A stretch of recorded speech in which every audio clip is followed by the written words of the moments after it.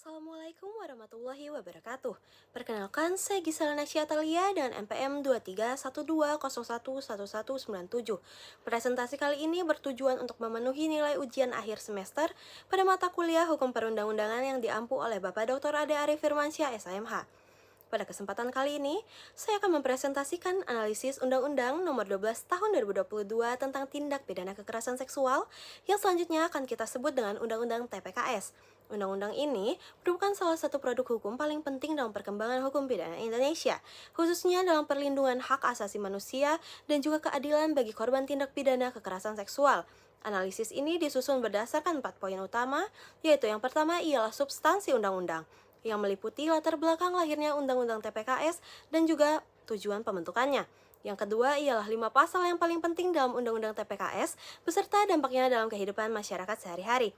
Yang ketiga ialah relevansi Undang-Undang TPKS bagi kehidupan masyarakat baik dari aspek sosial, ekonomi, maupun politik. Lalu yang terakhir ialah yang keempat, hal-hal yang perlu diperbaiki atau disesuaikan dari Undang-Undang TPKS berdasarkan perkembangan masyarakat saat ini.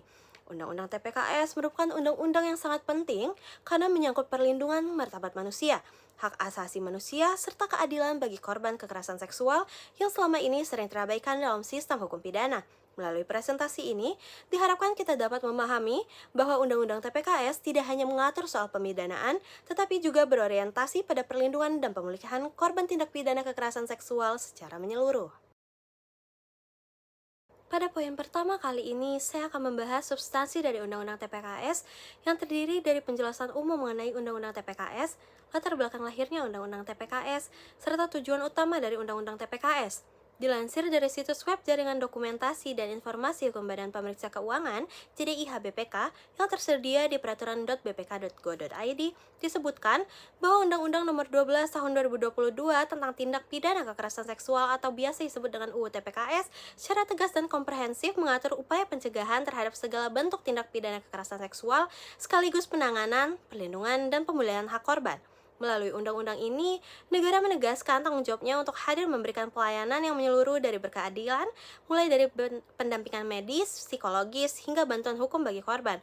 Pengaturan ini juga menekankan pentingnya koordinasi antara pemerintah pusat dan juga pemerintah daerah agar kebijakan serta pelayanan bagi korban dapat dilaksanakan secara terpadu dan juga efektif di seluruh wilayah Indonesia.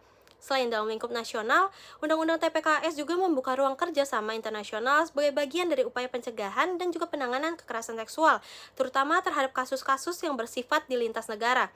Di samping peran negara, undang-undang ini juga mengatur dan mendorong keterlibatan aktif masyarakat dalam pencegahan serta pemulihan korban, guna mewujudkan lingkungan sosial yang aman, bermartabat, dan juga bebas dari kekerasan seksual. Berdasarkan dokumen yang dipublikasi oleh Komnas Perempuan pada laman webnya yaitu komnasperempuan.go.id, disebutkan bahwa lahirnya Undang-Undang Nomor 12 Tahun 2022 tentang tindak pidana kekerasan seksual atau yang bisa kita sebut dengan UU TPKS dilatar belakangi oleh tingginya angka kekerasan seksual di Indonesia serta ketidakmampuan regulasi hukum yang ada sebelumnya dalam memberikan perlindungan, keadilan, dan pemulihan yang memadai bagi korban. Komnas Perempuan melalui catatan tahunan atau CATAHU mencatat bahwa sepanjang tahun 2012 sampai dengan tahun 2021 terdapat 49.729 kasus kekerasan seksual, baik yang terjadi di ranah personal, publik, maupun yang melibatkan negara. Data ini diperkuat oleh hasil survei pengalaman hidup perempuan nasional SPHPN 2016 yang menunjukkan bahwa 1 dari 3 perempuan usia 15 sampai dengan usia 64 tahun pernah mengalami setidaknya kekerasan fisik dan atau seksual sepanjang hidupnya. Dalam praktiknya, korban kekerasan seksual seringkali tidak memperoleh keadilan dan pemulihan baik secara hukum, medis, psikologis, maupun sosial. Hal ini disebabkan oleh beberapa faktor utama, antara lain substansi peraturan perundang-undangan yang belum memadai, definisi kekerasan seksual yang sempit dan tidak berspektif pada korban, serta aparatur penegak hukum yang belum memiliki perspektif gender dan sensitivitas terhadap korban. Selain itu, sistem peradilan pidana yang berlaku sebelumnya, khususnya yang bersandar pada KUHP, lebih berorientasi pada perlindungan hak tersangka ataupun terdakwa, dan belum terintegrasi dengan sistem pemulihan korban. Korban sering diposisikan semata-mata sebagai alat bukti, tanpa memperhatikan dampak fisik, psikis, sosial, dan juga ekonomi yang dialaminya. Kondisi tersebut justru memicu reviktimisasi baik selama proses penyidikan, penuntutan, maupun persidangan. Dorongan untuk membentuk undang-undang khusus mengenai kekerasan seksual telah dimulai sejak tahun 2014 melalui penyusunan dan pengajuan RUU Penghapusan Kekerasan Seksual (RUU PKS) oleh Komnas Perempuan bersama gerakan masyarakat sipil. Setelah melalui proses panjang, perdebatan, serta dinamika politik dan sosial, pada 9 April 2022, RUU tersebut akhirnya disahkan menjadi Undang-Undang Nomor 12 Tahun 2022 tentang tindak pidana kekerasan seksual dan diundangkan pada 9 Mei 2022. Undang-Undang tindak pidana kekerasan seksual ini bertujuan untuk memberi dasar hukum khusus untuk mencegah dan menindak setiap bentuk kekerasan seksual, menjamin hak korban seperti perlindungan, layanan kesehatan dan psikologis, bantuan hukum, serta pemulihan jangka panjang, melaksanakan dan juga menyelaraskan penegakan hukum seperti menghadirkan mekanisme pelayanan terpadu antara polisi, kejaksaan, rumah sakit, psikolog, dan juga pemerintah daerah, mewujudkan lingkungan tanpa kekerasan seksual, serta menjamin ketidakberulangan kekerasan seksual. Pada poin kedua ini, saya akan menguraikan 5 aturan atau pasal paling penting yang perlu diketahui dan dipahami oleh publik, serta bagaimana ketentuan tersebut memengaruhi kehidupan masyarakat dalam aktivitas sehari-hari.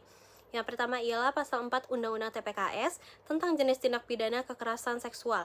Pasal 4 merupakan fondasi utama Undang-Undang TPKS karena menetapkan secara tegas berbagai perbuatan sebagai tindak pidana kekerasan seksual. Pasal ini tidak hanya mencakup perkosaan, tetapi juga pelecehan baik fisik maupun non-fisik, pemaksaan kontrasepsi, pemaksaan perkawinan, eksploitasi seksual, perbudakan seksual, hingga kekerasan seksual berbasis elektronik. Pasal ini mengubah cara pandang masyarakat terhadap kekerasan seksual. Banyak perbuatan yang sebelumnya dianggap wajar, bercanda, ataupun urusan private kini dipahami sebagai perbuatan pidana. Dampaknya, masyarakat menjadi lebih berhati-hati dalam bersikap dan bertindak, baik di lingkungan keluarga, sekolah, tempat kerja, maupun ruang publik. Pasal ini juga mendorong korban untuk lebih berani melapor karena adanya kepastian hukum bahwa perbuatan yang dialaminya diakui dan dilindungi oleh undang-undang.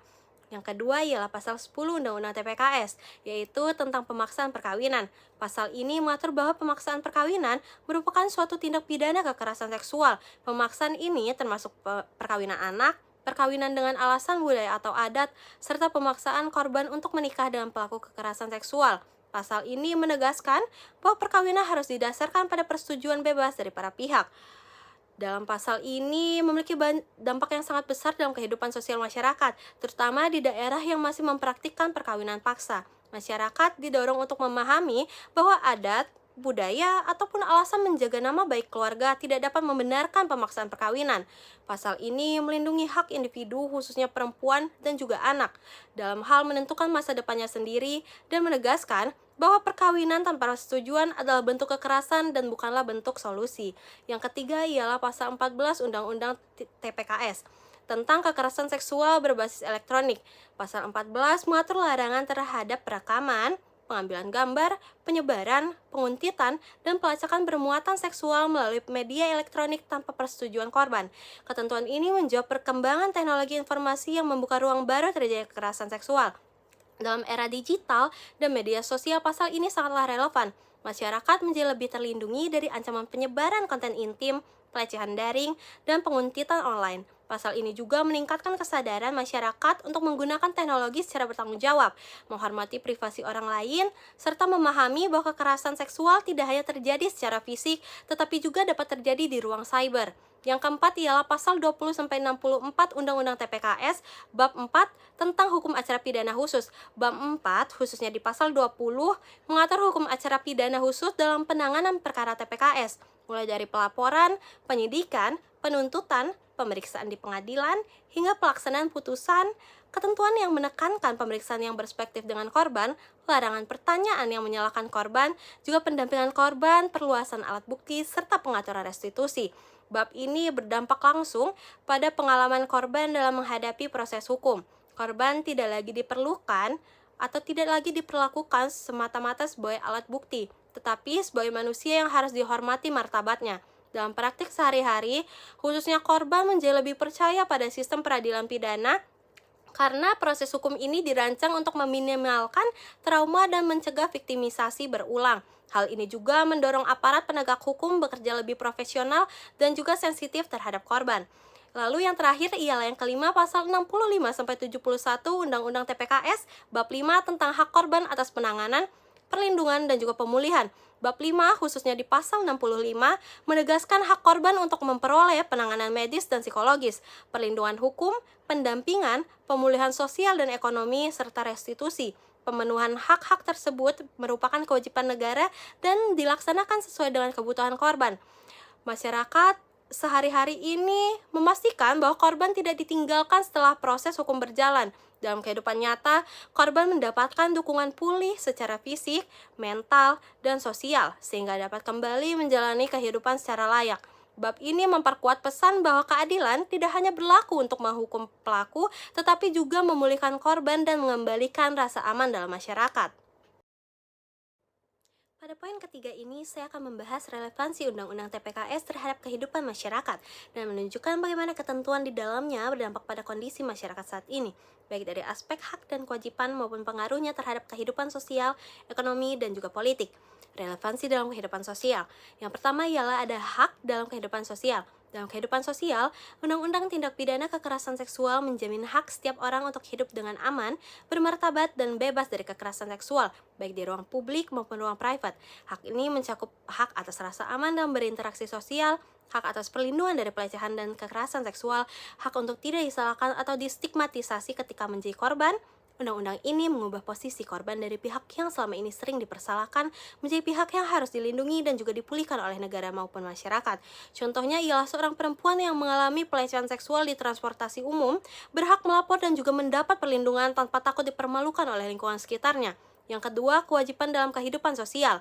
Undang-Undang TPKS juga menegaskan kewajiban sosial setiap orang, yaitu menghormati batas tubuh dan privasi orang lain, tidak melakukan tindakan bernuansa seksual tanpa persetujuan, tidak membenarkan atau menormalisasi kekerasan seksual. Masyarakat tidak lagi dibenarkan menganggap pelecehan sebagai candaan atau bagian dari budaya. Contohnya ialah tindakan catcalling di jalanan tidak dapat lagi dianggap wajar, karena melanggar kewajiban sosial untuk menghormati martabat orang lain. Yang ketiga ialah dampak dalam kehidupan sosial.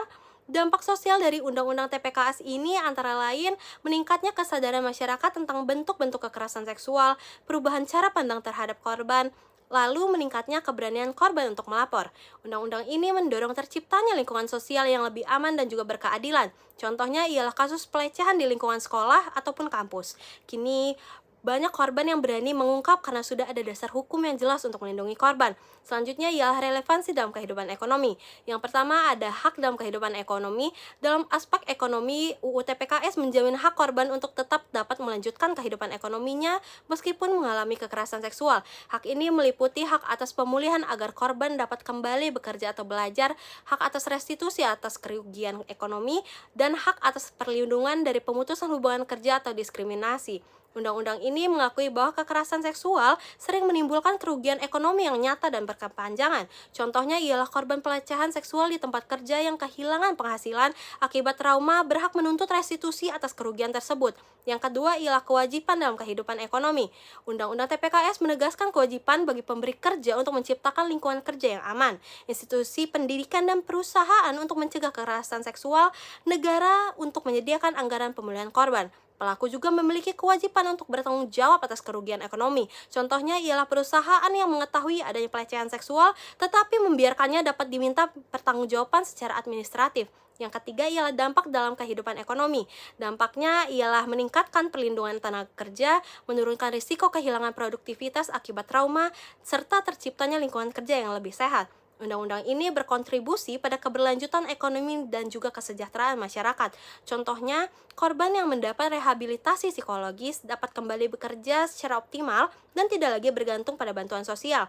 Selanjutnya, ada relevansi dalam kehidupan politik. Yang pertama ada hak dalam kehidupan politik, yaitu Undang-Undang TPKS menjamin hak warga negara untuk mendapatkan perlindungan hukum dari negara terhadap kekerasan seksual. Hak ini mencerminkan prinsip negara, hukum, dan perlindungan hak asasi manusia. Contohnya ialah korban kekerasan seksual berhak mendapat layanan negara tanpa harus bergantung pada belas kasihan pihak tertentu. Yang kedua ialah kewajiban negara dalam kehidupan politik. Undang-Undang TPKS menegaskan kewajiban negara dan pemerintah daerah untuk membuat kebijakan pencegahan, menyediakan layanan terpadu bagi korban, mengalokasikan anggaran dan melatih aparat penegak hukum. Negara tidak boleh bersikap pasif dalam menghadapi kekerasan seksual. Contohnya ialah pemerintah daerah wajib membentuk unit layanan korban. Jika tidak dilakukan, hal tersebut merupakan pelanggaran terhadap kewajiban undang-undang. Yang ketiga ialah dampak dalam kehidupan politik. Dampak politik dari Undang-Undang TPKS ialah meningkatnya kepercayaan masyarakat terhadap hukum, penguatan legitimasi negara hukum, berkembangnya kebijakan publik yang berperspektif korban, menunjukkan komitmen Indonesia terhadap hak asasi manusia. Undang-undang ini juga mendorong reformasi dalam sistem penegakan hukum. Contohnya ialah pembentukan satuan tugas pencegahan kekerasan seksual di kampus dan juga instansi pemerintah merupakan dampak langsung dari kebijakan negara. Pada poin keempat, saya akan membahas aspek-aspek dalam undang-undang ini yang perlu diperbaiki atau disesuaikan seiring dengan perkembangan masyarakat, termasuk adanya potensi celah hukum yang memerlukan pembenahan. Yang pertama ialah potensi benturan dengan undang-undang lain. Undang-undang ini telah mengatur berbagai bentuk kekerasan seksual dalam pasal 4, termasuk kekerasan seksual berbasis elektronik yang diatur dalam pasal 14. Namun, dalam praktik masih ditemukan kasus di mana perbuatan tersebut justru dikenakan pasal dari undang-undang lain, seperti Undang-Undang ITE ataupun Undang-Undang Pornografi. Kondisi ini menunjukkan perlunya penegasan bahwa Undang-Undang TPKS harus digunakan sebagai aturan khusus dalam menangani kekerasan seksual, sehingga korban tidak dirugikan oleh penerapan pasal yang kurang tepat. Selanjutnya, yang kedua ialah penjelasan istilah yang masih perlu diperjelas. Beberapa istilah penting dalam Undang-Undang TPKS seperti tanpa persetujuan memiliki peran penting dalam menentukan ada atau tidaknya tindak pidana. Namun karena belum dijelaskan secara rinci, istilah tersebut masih dapat ditafsirkan berbeda-beda. Oleh karena itu, diperlukan penjelasan yang lebih jelas agar tidak menimbulkan kebingungan dalam hukum. Yang ketiga ialah mekanisme restitusi yang masih sulit bagi korban. Hak korban untuk mendapatkan restitusi telah diatur dalam pasal 30 dan juga pasal 31. Meskipun demikian, dalam praktiknya proses pengajuan restitusi masih tergolong panjang dan menyulitkan korban. Agar hak ini benar-benar dapat dirasakan, mekanisme restitusi perlu dibuat lebih sederhana dan juga mudah diakses, sehingga korban tidak terbebani oleh prosedur yang berbelit-belit. Selanjutnya yang keempat ialah pelayanan perlindungan korban yang belum merata. Undang-Undang TPKS mewajibkan pemerintah menyediakan layanan perlindungan bagi korban seperti pendampingan dan layanan terpadu, sebagaimana diatur dalam pasal 66 sampai pasal 70 serta pasal 79. Namun, kenyataannya belum semua daerah memiliki fasilitas dan sumber daya yang memadai. Hal ini menyebabkan perlindungan yang diterima korban belum merata di wilayahnya. 5. Yaitu pemahaman aparat penegak hukum yang perlu ditingkatkan. Undang-Undang TPKS ini menekankan pentingnya penanganan perkara yang berspektif pada korban, sebagaimana tercermin dalam tujuan yang diatur dalam pasal 3, serta peran aparat dalam pasal 75 dan juga pasal 76. Dalam praktik, masih ada aparat yang belum sepenuhnya memahami pendekatan tersebut. Oleh karena itu, peningkatan pemahaman dan pelatihan bagi aparat penegak hukum perlu terus dilakukan. Dapat disimpulkan bahwa Undang-Undang Nomor 12 Tahun 2022 tentang tindak pidana kekerasan seksual merupakan bagian penting dalam hukum Indonesia. Hal ini dikarenakan menandai pergeseran paradigma hukum pidana dari yang semata-mata hanya berorientasi pada pelaku menuju pendekatan yang berpusat pada korban dan memiliki perspektif dari hak asasi manusia.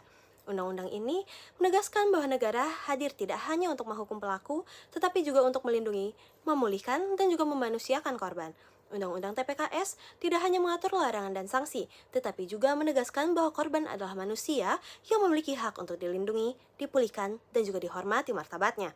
Namun, keberhasilan undang-undang ini sangat bergantung pada implementasi penerapan hukumnya dan penguatan aturan dalam pelaksanaannya. Harmonisasi aturan agar tidak terjadi tumpang tindih dan kekacauan dalam pelaksanaannya, serta penguatan komitmen antara pemerintah dan juga aparat penegak hukum. Lalu, ada pula kesadaran dan partisipasi aktif dari masyarakat. Oleh karena itu, Undang-Undang TPKS diharapkan tidak hanya menjadi teks hukum semata, melainkan benar-benar berfungsi sebagai alat perlindungan yang efektif untuk korban serta dapat menjadi instrumen dalam mewujudkan keadilan sosial bagi seluruh masyarakat Indonesia. Demikian presentasi saya mengenai analisis Undang-Undang Nomor 12 Tahun 2022 tentang tindak pidana kekerasan seksual. Wassalamualaikum warahmatullahi wabarakatuh.